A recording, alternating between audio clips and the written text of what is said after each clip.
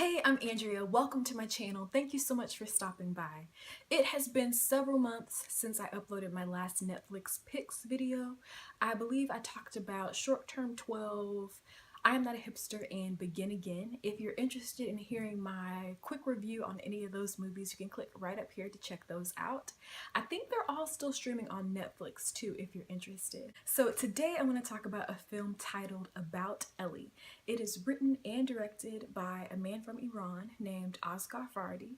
He is behind big pictures like A Separation, which came out a few years ago and won the Oscar for Best Foreign Language Film, which was a huge deal. I believe that was the first film from Iran to ever win an Oscar. And so he's a very talented filmmaker. About Elly, it is about a group of friends who go on holiday together. There are 3 married couples, a few kids, and a mysterious woman named Elly. Elly is actually invited along to vacation with this group. At some point during the trip, she vanishes, and her disappearance, it exposes a lot of deception and conflict that really wasn't visible before in this group.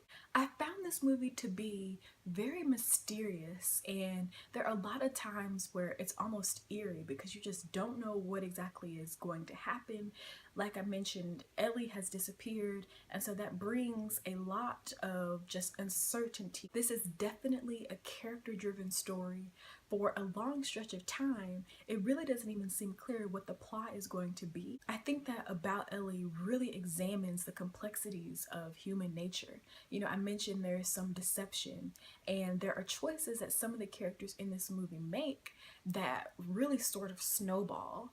Elly in particular, there are some things that she's told this group and some things that she's withheld from this group. I think that the saying honesty truly is the best policy, it's almost an understatement in this film because you see so many characters grappling with what to do once Elly disappears, and more often than not the characters choose to cover up, to lie, and like I said, it just all sort of snowballs. My favorite part about this movie is the actors. The acting is incredible in this film.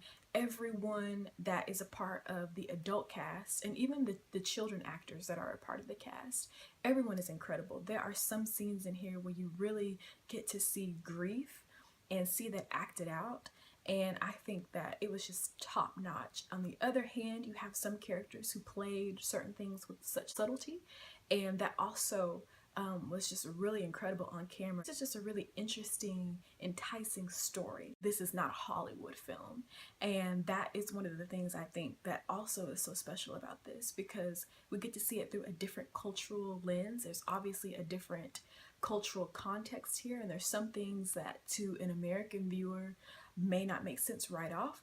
Obviously there's always context, enough context given for you to understand and follow, but I think that if this had been a Hollywood film, the ending probably would have been a lot different, and the way that Farhadi chose to close the film I think is much more poignant the way that it is.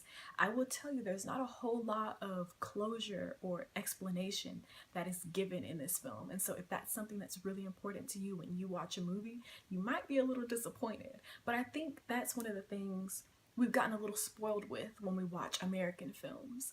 We tend to like neat, cute endings, and that's just not always the case because that's not how real life works. And I think that this film, the story is incredibly grounded, and Farhadi did an amazing job not only writing it but directing it and bringing it to life. I think that this is one where a lot of analyzing can be done.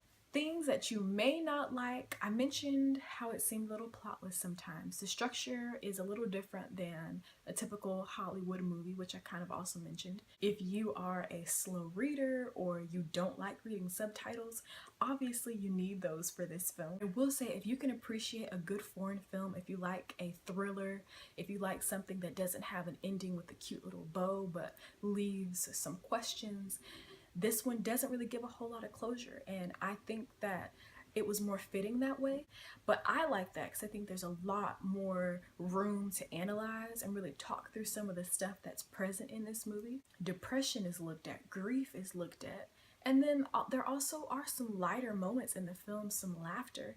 And all of those elements all together, I think, make for a great film. So if any of this that I just described sounds like something you'd be interested in, be sure to check it out on Netflix. It's currently streaming now. Well, obviously this is not the last that we shall see of Mr. Farhadi, and I can't wait to see what he does in the future. Thanks so much for watching. As always, be sure to like this video if you like it. Comment below. I really want to hear your thoughts. Maybe some of you out there have seen this film.